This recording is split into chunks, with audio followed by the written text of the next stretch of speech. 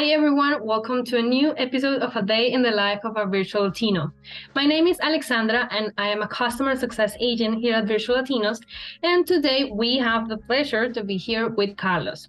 He is an assistant property manager from El Salvador who describes himself as a passionate about business management and entrepreneurship. So right now we're just going to chit chat a bit while we're having a snack, and Carlos is going to tell us a little bit about himself and about his experience working remotely. So Carlos, welcome, and please let me know if you're excited to be here today. Thank you, Ada. Yes, I'm very excited to be here. I'm very excited to talk about Virtual Latinos and my experience that I already have with Virtual Latinos. Awesome. Well, thank you very much, Carlo. So Carlo, to get started, can you please show the audience what are you having today for a snack? So today I have some pupusas. Awesome. This is our traditional dish here in El Salvador. We like to eat them in Sundays. On Sundays, it's like a special day to eat them. And we like to eat them for breakfast and for dinner. It's very, for all the people like them. I never met someone that don't like pupusas, right? They can be for cheese, beans. We know them as chicharrón as well, revueltas, things like that, right? There's a lot of, let's say, flavors for pupusas, but there are a variety of pupusas here in El Salvador. There's a lot of restaurants in each street. You will find a lot of pupusas restaurant, and they're delicious. I love them. Well, thank you very much, Carlos. That sounds delicious. I can see, and I have already. Well, actually, I heard about pupusas before. I haven't tried it yet, but I think it might be similar to arepas. I'm not sure if you have ever heard of it. Yes, I have heard of arepas, but I never tried them. Never. I would like to try them. Yeah, me too. Actually, I would love to try pupusas because I've heard, in social media and my friends and, whatever I heard about pupusas, everybody is telling me that they are delicious. Okay, thank you very, very much, Carlos. Well, actually, I am also having a small snack. I am from Colombia. And perhaps you haven't seen this, but this is what I'm having today. I'm just going to show it with my hands. This is bocadillo con queso. Huh? Okay, you cannot see it now. Anyway, so this is basically I'm not sure if you have seen it before. Perhaps you have. No. No, never. I haven't. No, never. Never have heard of those things. Okay. No, it's just a piece of bocadillo with a piece of cheese. And basically bocadillo is just let's say boiled guayaba with a lot of sugar. Then it is cooled down, and then it solidifies itself into this block that we can then cut into pieces.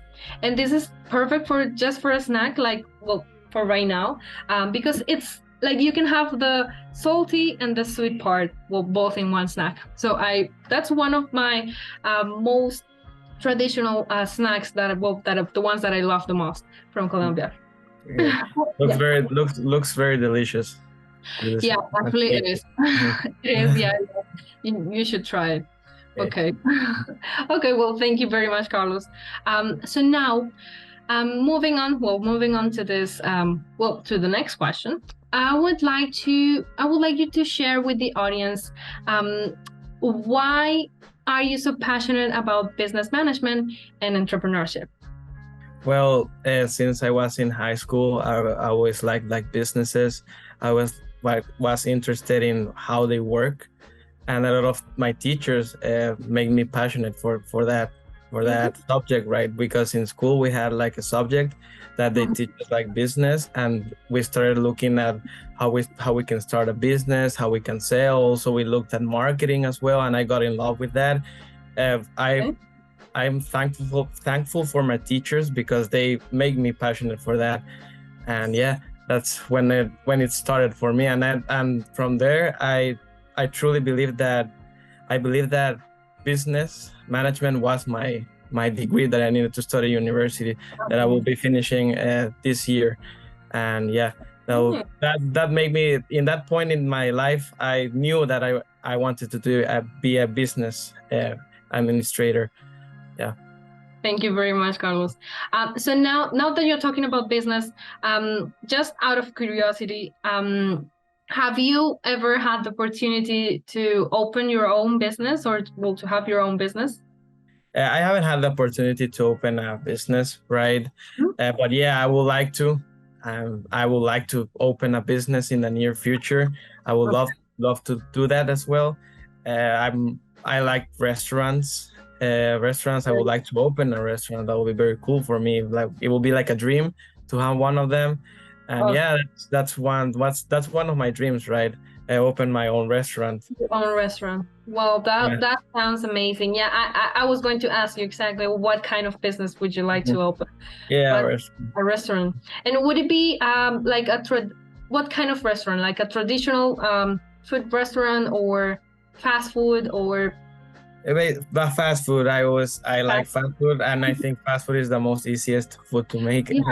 Hamburgers, like something like, I don't know, I haven't decided, but like hamburgers, like pizza, and I would also like to make it like in a sport environment, right? Because I love sports, so it will be cool to have like a restaurant that it's focused on like sports, because I love them so much. I love to do sports as well, and that's what that's my main focus on doing my restaurant. Yeah, that sounds really amazing. I really hope you can work on that in the future, so you can open your very own restaurant. Let's hope. Yeah. So at the end, some changes change, but yeah, that's the plan, right? Okay. Okay. Yeah, let's see if you're able to open your restaurant very soon. Okay. So thank you very much for sharing that. Now, let me ask you this. How is the day in the life of Carlos as an assistant property management? Well, I wake up, right? I take a shower. I always do. I brush my teeth. I start my day normally. I eat my breakfast and then I'm ready to start my day, right? Basically, a property assistant manager takes a lot of patience with a lot of tenants, right? You need to have a lot of patience. Also, how to talk to them, right? Because some of them can be very angry, but it takes a lot of patience. Some of them are very kind. You just need to be like positive with them. Like I know they are having troubling times sometimes, but you just need to be happy with them. Like try to help them, try to give them like a good service to them, because they are our clients, right? And they need the best of us, right? So I believe it's important that every call that I make, it's with the most. They will receive the best from me, right? The 100% from me, and I will be willing to help them, right? And I always try to be helpful with them. That's the first thing that I believe that needs to be done in my day. Take the calls and everything. Be willing to help them, right? That's the most important thing to them, right? Also post payments, everything, all the payments that they make. Try to help them with maintenance. And also offering leases to other clients, to potential tenants, right? And and basically look at their applications, look at all of their backgrounds and credits, and look at them and see if they're a good tenant or not. And it's very gratifying, because I didn't know that for getting someone to lease a property, you need to have like that process. And I have learned a lot how to analyze those type of things that I didn't know how to do when I first started at Virtual Latinos, right? Yeah, exactly. Yeah, I can tell that you have a pretty tight schedule, isn't it? Sometimes it gets hard. Sometimes at the start of the month, it gets like pretty tight. Okay. Yeah, you get a tight schedule because there's a lot of calls at the start of the month, the rent and everything. So it's sometimes it gets tied up, but I like it. I really liked it. And it's very fun, like to talk to people every day, because sometimes you don't talk to people every day. You always are like chatting in WhatsApp and things like that, and you don't have the opportunity to talk to someone and like in have a real conversation with them. But yeah, it's very gratifying to have to talk to someone, right? Times like this, right? Okay, well, it's really good and interesting that you enjoy your job, that you enjoy talking like every day with different people, and that you that you have the opportunity to get to know your clients, their situations, their hardships, like everything they're going through to find the best place to live. Yeah. Okay. Yeah. Yeah, very, and also giving a family a home. It's very gratifying to give a family a home, that they will be living there like for 2 years, 3 years, and it's good, right? To give a family a home and a place that their kids, for example, are going to live their entire elementary and secondary studies, right? Things like that, right? So it's very gratifying to give someone the opportunity to live on one of our properties. Wow, well, that's amazing, Carlos. I mean, it's really good, and it's really, as I said, it's really gratifying to know that you enjoy your job, that you enjoy providing all of your clients with home options, and it's just amazing that you do enjoy your job. And now one more question, Carlos. Why? Well, please share with the audience, why did you choose Virtual Latinos? Yeah, so Virtual Latinos was one of my options, right? And I chose them because the name Virtual Latinos, like it said to me that they wanted like Latinos.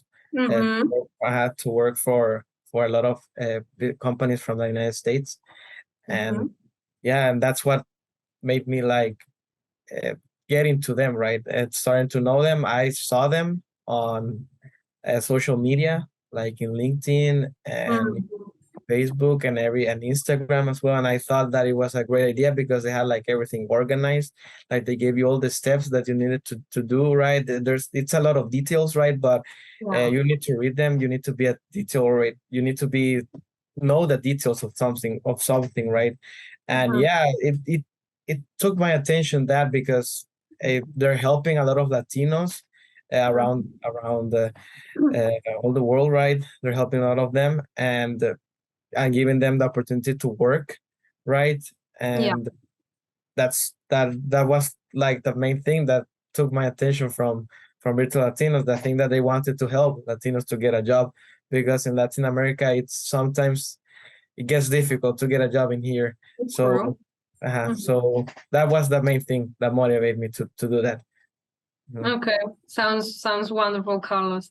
And what would be, if someone would be interested in going through this whole process of entering Virtual Latinos, what would be that one piece of advice that you would give to these persons?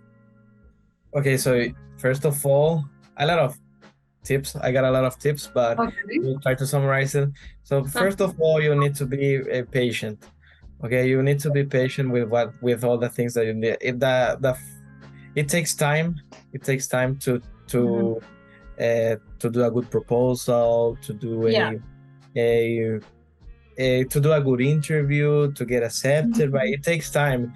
You just need to be patient. Trust the process that you have.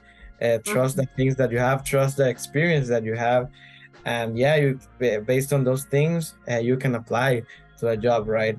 Also, work hard every day. Don't every day you should be like knowing new things. Like for example, I did like some courses on how to use like Google G Suite, all the things that that it's important to you for you to use on your computer, right? Every day you should know, you should do something that gets you like a new ability to do in the office, right? You need to do something so that you can expand your knowledge, right? And every day you should be like, I will do this. You should be organized as well with your things. Have all your cover letters, all your recommendation letters, have your CV updated, have everything updated, have everything good to go. when you apply, right? So first of all, be organized, be patient as well. It's not going to be the first. It's not going to. You're not going to get a job at the first time. You need to be patient. You need to be like consistent every day. I will do this. I will do that, and yeah, that what makes you like get like succeed, right? Be always be consistent, right, with the things that you do, because it takes time. It takes time to be successful. Yes, those were like, well, a very good pieces of advice. I do appreciate all of the pieces of advice you shared. I'm pretty sure, well, all the people that are now listening to this interview, I will take note of it, and I'm pretty sure they will also succeed and will be soon in this community. So thank you again, Carlos. This is going to be it for today. I do appreciate the time you took, well, to be here today. Thank you for joining us today. Don't forget to hit the like button and subscribe to see more episodes of A Day in the Life of a Virtual Latino. Stay tuned. Our next episode will be out very soon. Thank you very much. Bye-bye. Bye-bye.